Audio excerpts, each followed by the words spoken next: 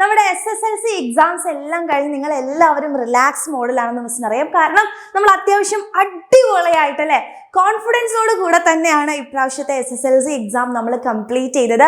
Through out the ഇയറിലെ starting തൊട്ട് അവസാനം നിങ്ങളുടെ അവസാനത്തെ എക്സാം കഴിഞ്ഞ് നിങ്ങൾ പുറത്തോട്ടേക്ക് ഇറങ്ങുന്നത് വരെ നമ്മുടെ എക്സാമിന് നിങ്ങളുടെ കൂടെ തന്നെ ഉണ്ടായിരുന്നു അല്ലേ. അപ്പൊ അതുകൊണ്ട് തന്നെ ആ ഒരു കോൺഫിഡൻസ് നിങ്ങൾക്ക് എല്ലാവർക്കും കിട്ടിയിട്ടുണ്ടാവും എന്നുള്ള കാര്യം നമുക്ക് എല്ലാവർക്കും അറിയുന്നതാണ്.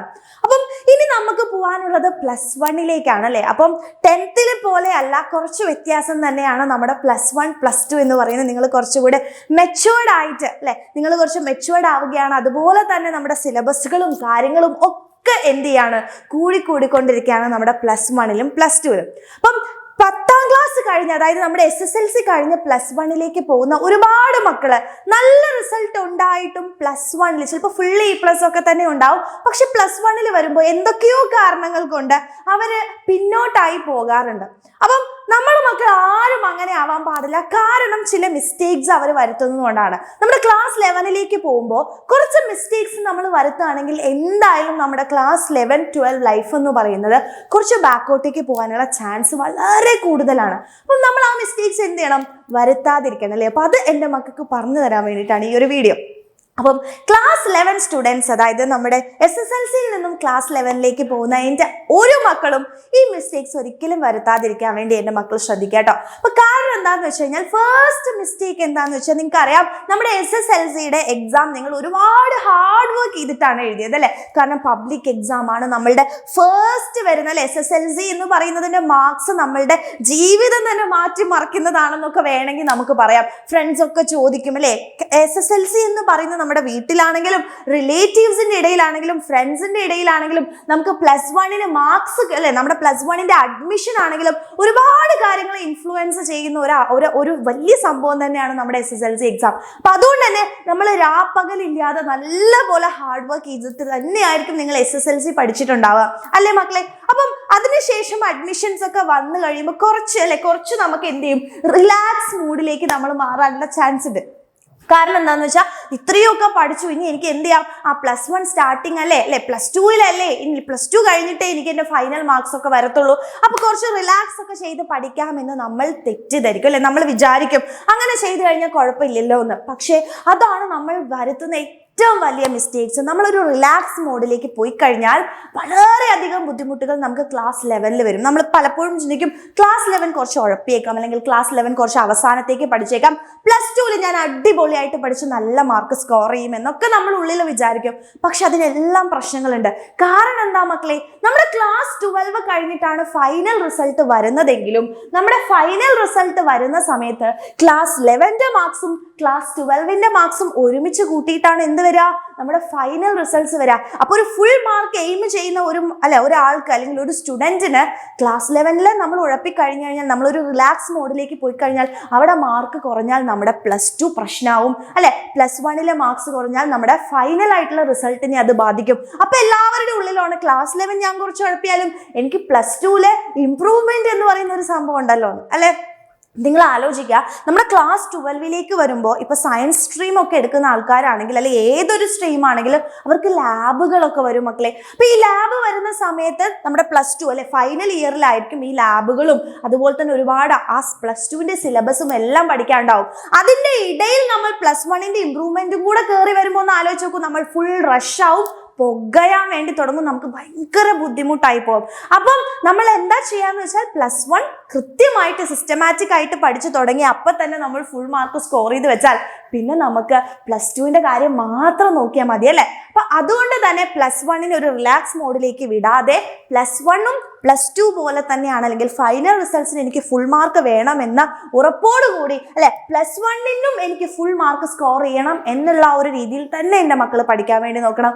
പിന്നെ ഒരു പ്രത്യേകത എന്ന് വെച്ച് കഴിഞ്ഞാൽ നമ്മുടെ ക്ലാസ് 11 ക്ലാസ് 12 അതായത് നമ്മളുടെ ഈ സിലബസ് അല്ലെ ക്ലാസ് 11 സിലബസും ക്ലാസ് 12 സിലബസും നമുക്ക് +2 കഴിഞ്ഞു കഴിഞ്ഞാൽ എല്ലാവരും ഓരോ കോഴ്സുകൾ എടുത്തു പോകും. എൻട്രൻസ് എക്സാമിന് പ്രിപ്പയർ ചെയ്യുന്ന ആൾക്കാരുണ്ടാവും. അവർക്കൊക്കെ ഈ ക്ലാസ് 11 സിലബസും കൂടെ ആവശ്യമാണ് അല്ലെ. ഇപ്പൊ നമ്മുടെ നീറ്റ് എക്സാം ആവട്ടെ, അതുപോലെ തന്നെ കീം എക്സാം ആവട്ടെ, JEE പ്രിപ്പയർ ചെയ്യുന്നവർക്ക്, അതുപോലെ തന്നെ ഒരുപാട് അതർ എക്സാംസ് ഉണ്ട് അല്ലെ, NDA പോലെയുള്ള എക്സാമുകൾക്കൊക്കെ നമ്മുടെ ക്ലാസ് 11 സിലബസും അതുപോലെ തന്നെ ക്ലാസ് 12 സിലബസും വരുന്നുണ്ട്. അപ്പൊ ക്ലാസ് 11 നമ്മൾ കുറച്ച് ഉഴപ്പിക്കഴിയാണ് അല്ലെങ്കിൽ വൃത്തിക്ക് പഠിക്കാതിരിക്കുകയാണെന്നുണ്ടെങ്കിൽ അത് നമ്മുടെ എൻട്രൻസ് റിസൾട്ടുകളെ ഒക്കെ ബാധിക്കാനുള്ള സാധ്യത വളരെ വളരെ കൂടുതലാണ്. അപ്പൊ ക്ലാസ് 11 വളരെ ഇമ്പോർട്ടൻ്റ് ആണ് എന്നുള്ളത് എൻ്റെ മക്കൾ എന്ത് ചെയ്യുക, മനസ്സിലാക്കുക.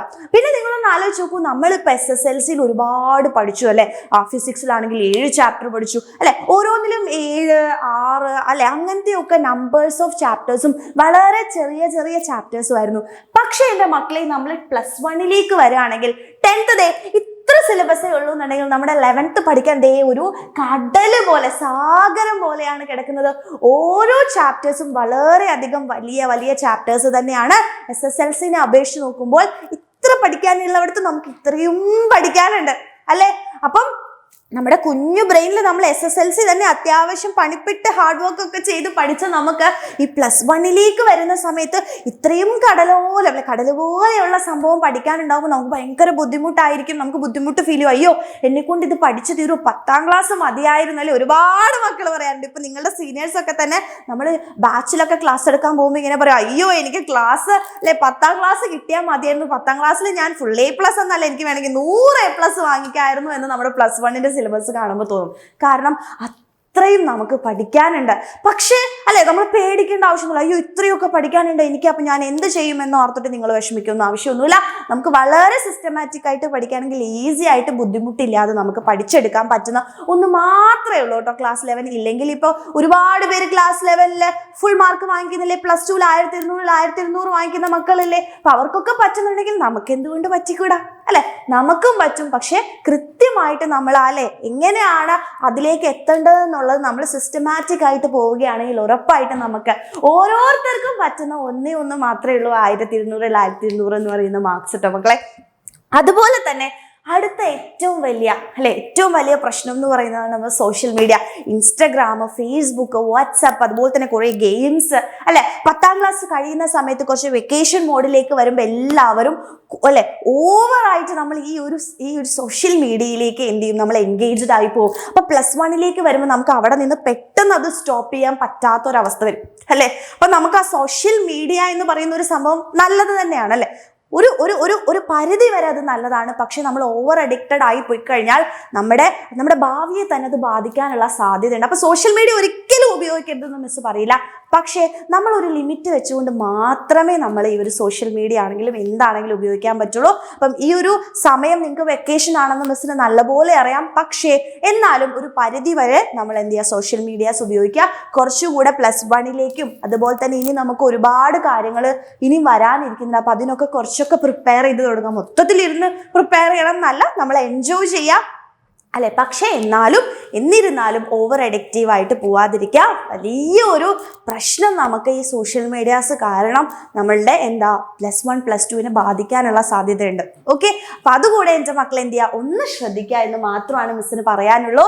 അതുപോലെ തന്നെ നമ്മൾ +1ഉം +2 അല്ലെ ഹാർഡ് വർക്കിനേക്കാൾ ഉപരി നമ്മൾ ചെയ്യേണ്ടത് സ്മാർട്ട് വർക്കാണ്. നമ്മൾ നല്ലപോലെ സ്മാർട്ടായിട്ട് വർക്ക് ചെയ്യുകയാണെന്നുണ്ടെങ്കിൽ ഉറപ്പായിട്ടും നമുക്ക് +1ലും +2ലും ഫുൾ മാർക്സ്, ബെസ്റ്റ് മാർക്സ്, നിങ്ങൾ എവിടെയാണോ നിങ്ങൾ നിൽക്കുന്നത് അതിൽ നിന്നും ഒരു 10 മടങ്ങ് മുകളിലോട്ടേക്ക് എത്താനുള്ള ഒരു ചാൻസ് എൻ്റെ മക്കൾക്കുണ്ട്. അപ്പോൾ നമ്മൾ ഹാർഡ് വർക്കിനേക്കാൾ കൂടുതൽ നമ്മൾ എന്ത് ചെയ്യണം, ഹാർഡ് വർക്ക് ചെയ്യണ്ടെന്ന് മിസ് പറയില്ല, പക്ഷെ കൂടുതലും എന്ത് ചെയ്യുക, സ്മാർട്ട് വർക്ക് ചെയ്യാൻ വേണ്ടി നോക്കുക. അപ്പോൾ +1ലും +2ലും അല്ലെ എങ്ങനെയാണ് എനിക്ക് ഫുൾ മാർക്ക് വാങ്ങിക്കാൻ വേണ്ടി പറ്റുക എന്നുള്ള ഇപ്പം തന്നെ ആലോചിച്ച് തുടങ്ങുക. ഒരുപാട് പേർക്ക് നമ്മുടെ ബാച്ചിലൊക്കെ വന്ന് ജോയിൻ ചെയ്യാൻ ആഗ്രഹം ഉണ്ടായിരിക്കും അല്ലെ. +1ൽ നമ്മുടെ അഗ്നി ബാച്ച് ഉണ്ട്, അതുപോലെ തന്നെ നീറ്റിനും കീമിനും ഒക്കെ പ്രിപ്പയർ ചെയ്യുന്നവർക്കാണ് നമ്മുടെ പൃഥ്വി ബാച്ച് ഉള്ളത്. അപ്പം ജോയിൻ ചെയ്യാൻ താല്പര്യമുള്ളവർക്കൊക്കെ എന്ത് ചെയ്യാം, നമ്മുടെ ബാച്ചിൽ വന്ന് ജോയിൻ ചെയ്യാം.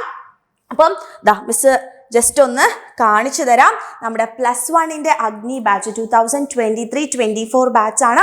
ഓൾറെഡി ഒരുപാട് മക്കൾ ജോയിൻ ചെയ്ത് കഴിഞ്ഞിട്ടുണ്ട്. അപ്പം നിങ്ങൾ പ്രത്യേകം മനസ്സിലാക്കുക, നമ്മുടെ ഫീ എന്ന് പറയുന്നത് 6000 ആണ്. ഇപ്പോൾ കുറച്ച് അല്ലേ, ഒരുപാട് മക്കൾക്ക് ഇതുപോലെ തന്നെ ഫീലൊക്കെ ബുദ്ധിമുട്ടുകൾ വരുന്നത് കൊണ്ട് മാത്രമാണ് നമ്മൾ കുറച്ച് സമയത്തേക്ക് ഇത് 4000 ആക്കിയത്.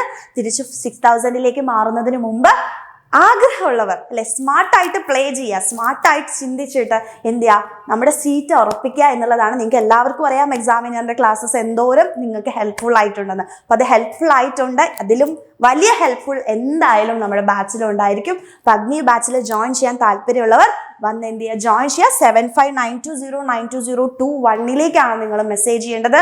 അതുപോലെ തന്നെ നമ്മുടെ കരിയർ അല്ലെ, കീം, നീറ്റ് എൻട്രൻസുകളൊക്കെ പ്രിപ്പയർ ചെയ്യുന്നവർക്കുള്ള ബാച്ചാണ് നമ്മുടെ +1 പൃഥ്വി ബാച്ച് എന്ന് പറയുന്നത്. Okay, complete live and recorded classes ഉണ്ടായിരിക്കും. DPP daily practice problems practice sessions ഉണ്ടായിരിക്കും. അതുപോലെ തന്നെ ക്വിസസ്, ടെസ്റ്റുകൾ, മന്ത്ലി ടെസ്റ്റ്. നിങ്ങൾ +2 കഴിഞ്ഞ നമ്മുടെ നീറ്റ് കീം എക്സാമിന് വേണ്ടിയിട്ട് കോൺഫിഡൻസോട് കൂടി പോകാനുള്ള കംപ്ലീറ്റ് പ്രിപ്പറേഷൻസ് നിങ്ങൾക്ക് ചെയ്തു തരാൻ വേണ്ടിയിട്ടാണ് നമ്മുടെ എക്സാമിനർ ഇവിടെ ഉള്ളത്. നിങ്ങൾക്കുള്ളതാണ് നമ്മുടെ +1 പൃഥ്വി ബാച്ച് എന്ന് പറയുന്നത്. അപ്പോൾ ഫീസ് എന്ന് പറയുന്നത് 6000 rupees ആണ്. അപ്പോൾ വരിക, എന്താണ് നമ്മുടെ ബാച്ചിൽ ജോയിൻ ചെയ്യാൻ താല്പര്യമുള്ളവരൊക്കെ ജോയിൻ ചെയ്യുക. സെയിം പ്രൊസീജിയർ ആണ് ഇവിടെ ഉള്ളത്. 7592092021 മെസ്സേജ് ചെയ്യുക. നിങ്ങളുടെ എല്ലാ ഡൗട്ട്സുകളും തീർത്തുകൊണ്ട് എന്ത് ചെയ്യുക, ജോയിൻ ചെയ്യുക. ആൻഡ് ഓൾസോ മക്കളെ, അവസാനമായിട്ട് മിസ്സിന് ഇതേ ഒരു കാര്യം പറയാനുള്ളൂ. 10th കഴിഞ്ഞ് നിങ്ങൾ +1 പോകുമ്പോൾ ഒരിക്കലും ഈ മിസ്റ്റേക്സ് എന്ത് ചെയ്യുക, ആ മിസ്റ്റേക്സ് വരാതിരിക്കാൻ വേണ്ടി എൻ്റെ മക്കൾ നല്ല പോലെ തന്നെ ശ്രമിക്കുക. ഫുൾ മാർക്ക് അല്ലെ, +1 +2 ഒരു ഫുൾ മാർക്ക് അല്ലെങ്കിൽ ഒരു ബെസ്റ്റ് സ്കോറിലേക്ക് എൻ്റെ മക്കൾക്ക് എല്ലാവർക്കും എത്താൻ പറ്റട്ടെ എന്ന് ആശംസിക്കുന്നു. എല്ലാവർക്കും ഓൾ ദ വെരി ബെസ്റ്റ്. നിങ്ങൾ ആഗ്രഹിക്കുന്ന ഒരു സ്കൂളിൽ നിങ്ങൾക്ക് ജോയിൻ ചെയ്യാൻ, അഡ്മിഷൻ കിട്ടാൻ മിസ് പ്രാർത്ഥിക്കുകയാണ്. അതുപോലെ തന്നെ +1 +2 നമുക്ക് തകർത്ത് അടിച്ചു പൊളിച്ച് പഠിക്കാം. അപ്പം ബാച്ചിലർ ജോയിൻ ചെയ്യാത്തവർക്ക് നമ്മൾ യൂട്യൂബിൽ എന്തായാലും ഉണ്ടാവും, എക്സാമിന് യൂട്യൂബിൽ എന്തായാലും ഉണ്ടാവും. അപ്പം അതിന് വിഷമിക്കൊന്നും വേണ്ട. ജോയിൻ ചെയ്യാൻ പറ്റാത്തവർക്ക്, അപ്പം പറ്റുന്നവരെല്ലാവരും ജോയിൻ ചെയ്യാം. എല്ലാവർക്കും ഓൾ ദ വെരി ബെസ്റ്റ്.